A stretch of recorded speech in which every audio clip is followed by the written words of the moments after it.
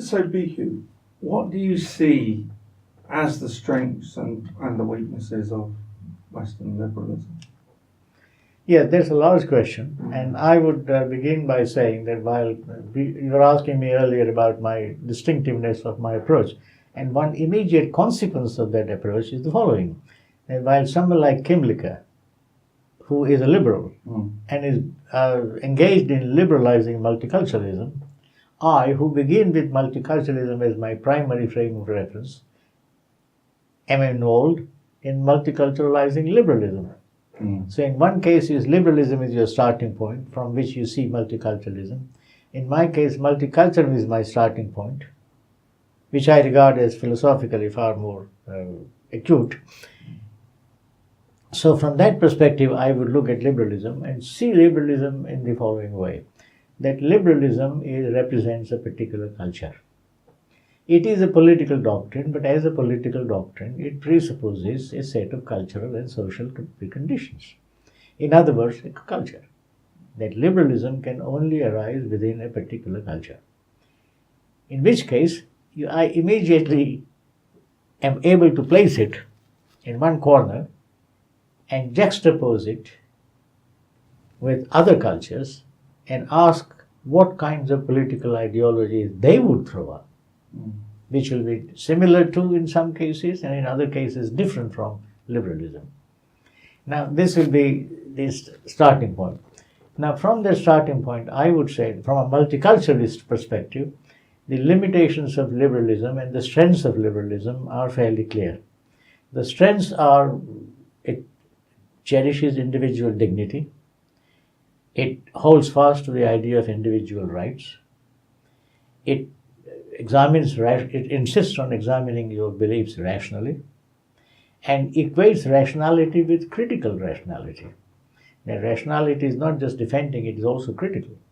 Plus, I think it understands the pathology of political power, that power can be misused, and therefore it's very important that some kind of regulative impulses should be planted into the exercise of political power. So through separation of powers, accountability of power and all that. These are all valuable insights of liberalism, which I think must be respected by and where necessary taken over by other political doctrines. But then its limitations are also, to me, fairly obvious. First of all, I think it's rather narcissistic and self-righteous. The question asked to anybody is, are you a liberal or are you not a liberal? No, I find that absurd.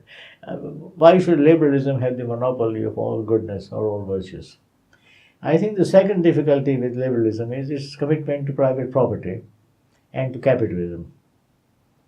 Third thing I think that goes wrong philosophically with liberalism is its understanding of the individual. That the individual is essentially private, not somebody who finds his fulfillment in engaging in public affairs, but essentially private, a consumer. That is the kind of individual that it cherishes. So the individual, in the manner of, let's say, classical Athens, where the individual found his satisfaction only in participating in public affairs, a private man there was a word for a private man, idiot. The word idiot means a man who cherishes his privacy far more than public life. So I would say that liberalism has a tendency to privatize individuals, to see his consumerist aspect.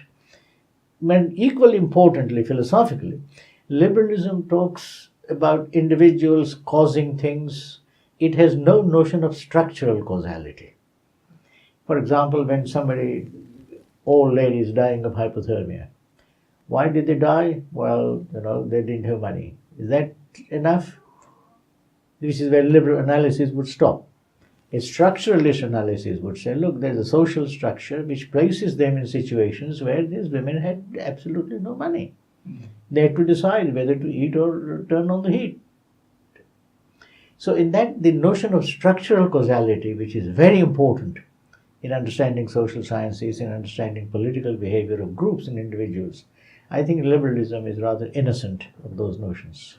And multiculturalism is better placed to handle those sorts of issues. I hope so. Multiculturalism of a certain kind. Right. Yeah. And because much of your earlier work was on Marx yes. and Bentham and so on. Both have a very clear sense of structural imperatives. What do you think it is about multiculturalism that gives it that ability to deal with structural issues in a way that liberalism can? No, I think multiculturalism, first of all, it alerts you to the fact that individuals can be individuated in several different ways. Therefore, while in one case individuation is done in the liberal way, it can give you the notion of a Greek way of individuating individuals, or the Chinese or the Indians. So it gives you choices. And from those perspectives, you are able to criticize one or the other and arrive at a richer view.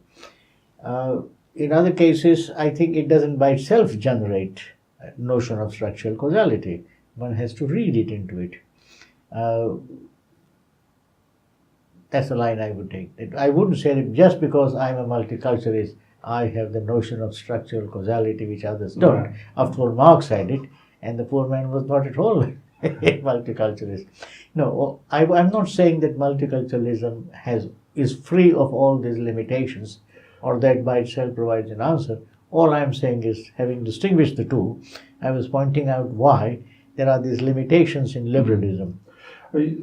Personally, I think that the place of the individual and the way in which, and particularly the discussion of identity and the way that you develop that, particularly in books like The New Politics of Identity, is one of the most interesting and important aspects of your thought. And as you say, you find there's clearly influences on your thought from Western traditions like socialism, and from liberalism as well.